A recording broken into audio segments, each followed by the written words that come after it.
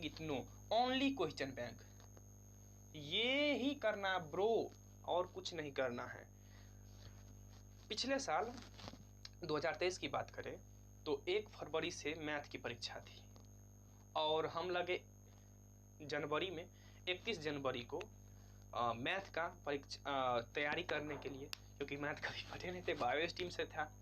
तो एक रात, सच बता रहे हैं, प्रॉमिस है, एक रात में 10 से 8 घंटे हम इतना प्रैक्टिस किए, ओनली क्वेश्चन बैंक वीडियो देख के, कहीं से सॉल्व करके, ट्री के हिसाब से बहुत ऐसा मतलब कंसेप्ट लगा के तैयार किए और 100% 4 क्या एग्जाम में, मतलब कि फर्स्ट डिवीजन मेरा मैथ में भी आ गया था।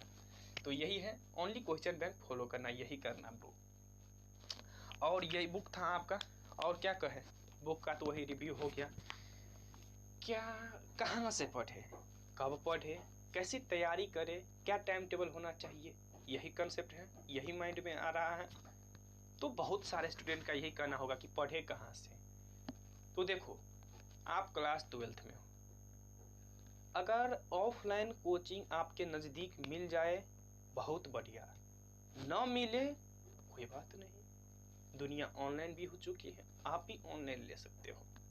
खुद मैंने भी ऑनलाइन किया था और मैं दोनों किया था, ऑफलाइन भी और ऑनलाइन भी। तो आप अगर ऑफलाइन जाते हो तो बेटर, अगर ऑफलाइन नहीं है आपके पास या आप मतलब सुविधा नहीं है ऑफलाइन की, तो कोई बात नहीं, घर बैठ के ऑनलाइन करिए, बंद कमरा में टेबल कॉपी लीजिए और ऑनलाइन कीजिए।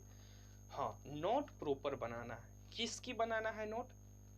फिजिक्स की तो नोट बनाना ही बनाना है, थ्योरी और प्रैक्टिस के लिए तो आप ब्रिलियंट वगैरह ले सकते हो, टारगेट मॉडल पेपर बहुत सारे होता है। केमिस्ट्री का भी नोट बनाना है, बायो तब बनाना ही बनाना है, तो सबको पता है बायो कितना अच्छा लगता है। Math practice, math practice, math जब ही आया मतलब प्रैक्टिस, मैथ का इंग्लिश होता है प्रैक्टिस, दुख दुख, ठीक। इंग्लिश, हिंदी, हिंदी की बात करते हैं पहले। हिंदी कैसे पढ़े भाई? हिंदी तुम ऐसा करो, अभी नहीं पढ़ो हिंदी। क्यों अभी क्यों नहीं पढ़े? अगर फेल हो जाएंगे, बिल्कुल फेल नहीं होंगे। तुम हिंदी 4 महीना या 5 महीना, जब अगस्त सितंबर की टीचर्स डे के बाद अगर आप हिंदी तैयार करते हो तो बहुत इजीली आपके हिंदी 1 से 1.5 महीना में कंप्लीट हो जाती है। सेम पैटर्न है इंग्लिश की। हाँ, इंग्लिश के डर लगता है, इंग्लिश मीडियम में हो, इंग्लिश ज़रूरी भी है, तो आप इंग्लिश को अभी से लीजिए। क्यों? क्योंकि बहुत सारे स्टूडेंट होगा जो हिंदी मीडियम में होगा और बहुत ऐसे होगा जो इंग्लिश मीडियम में होगा। एक्चुअली में बहुत इंग्लिश मीडियम ही होते, क्योंकि आगे की पढ़ाई आसान शायद हो सकती है, इतना तो नॉलेज नहीं है हिंदी या इंग्लिश कौन आसान होता है, लेकिन मेरे लिए इंग्लिश आसान होता है, मेरे लिए। और मेरा मानो तो इंग्लिश ही आसान होते हैं, अच्छा तो नहीं बोल सकते, आसान होते हैं। तो इंग्लिश आपको अभी से फॉलो करना है। क्यों? क्योंकि एग्ज़ाम में भी आप इंग्लिश में ही लिखोगे, तो आपकी इंग्लिश राइटिंग भी और इंग्लिश वर्ड भी और इंग्लिश समझ में भी आना चाहिए। पूरे साल भी पढ़ाई आप इंग्लिश में करने वाले हो। जो हिंदी बोर्ड की है, हिंदी माध्यम से है, तो वो क्या कर सकता है, इंग्लिश को अभी कंट्रोल कर सकता है। वो हिंदी पढ़िए, हिंदी तो सबको आता है। क्लास 10th में तो बिहार बोर्ड का खासियत ही कि each and every student Hindi से रहता है, शायद कुछ कुछ इंग्लिश से होंगे। तो क्लास 10th की यहाँ पर बात नहीं करते हैं, ऑलरेडी वीडियो अपलोड हो चुकी है मेरे चैनल पर क्लास 10th के रिलेटेड। तो यही करना है। क्या व्याकरण पढ़ना है, कौन से वाले पढ़ना है, तो आप व्याकरण ले सकते हो क्लास 10 की व्याकरण। किसके लिए? हिंदी के लिए और इंग्लिश के लिए। वही पैटर्न यहाँ भी लागू होता है और 100% वही क्वेश्चन यहाँ भी व्याकरण की आती है। बस वहाँ पर क्या होता है, 12th में आके बुक बदल जाती है, क्वेश्चन बदल जाती है, सब्जेक्ट जो होती है ना उसका, वो कहानी कविता वो चैप्टर बदल जाती है यहाँ पर, और कुछ नहीं होता है, व्याकरण सेम रहता है।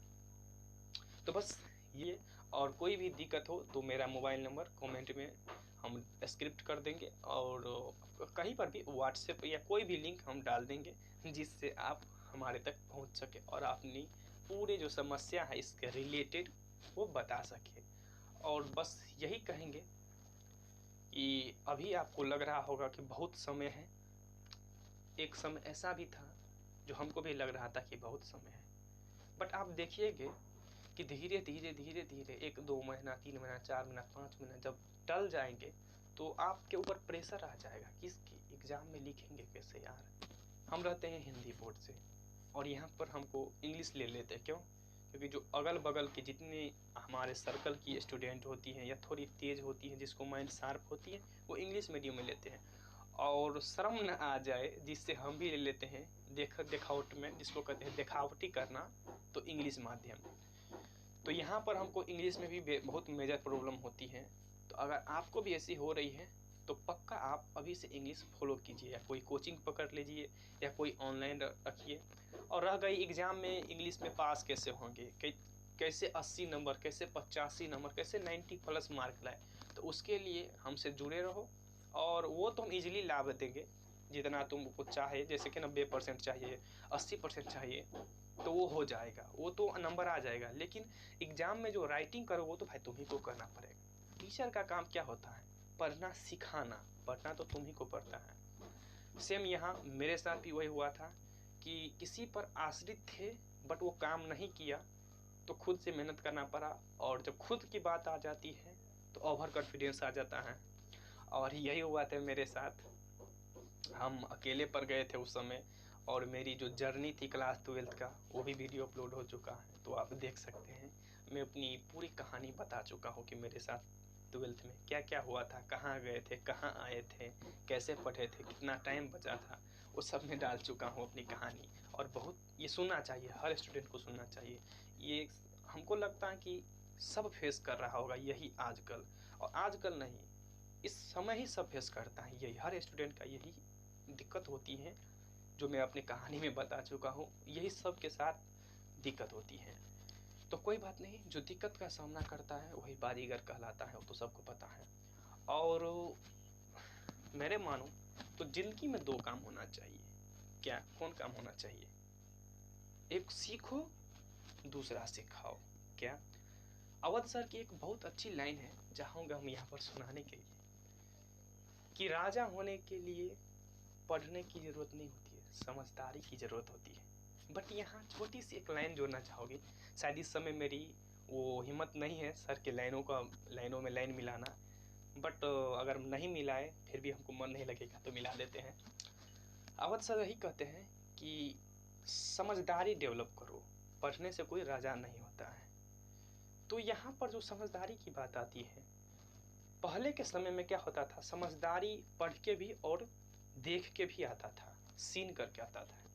लेकिन आज समझदारी तो छोड़ो, गद्दारी जल्दी आ जाता है। अगर किसी के पास जाओ समझदारी सीखने के लिए, तो समझदारी से पहले गद्दारी सिखा देगा, और फिर वही आप करने लगोगे। तो समझदारी से डेवलप करने के लिए सबसे अच्छा जो लगता है हमको, वो है पढ़ना, बुक। हाँ बिल्कुल, बुक।